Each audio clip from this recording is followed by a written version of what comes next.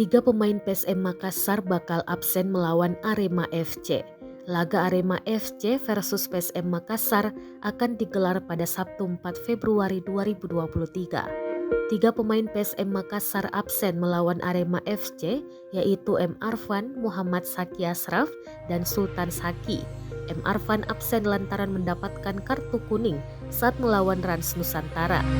Kartu kuning yang didapatkan M. Arfan merupakan kartu kuning keempat musim ini. Sementara dua pemain lainnya yaitu Muhammad Saki Ashraf Huwaidi dan Sultan Saki dipanggil mengikuti pemusatan latihan Timnas Indonesia U20. Mereka akan menjalani pemusatan latihan Timnas Indonesia U20 di Jakarta mulai 1 hingga 28 Februari 2023.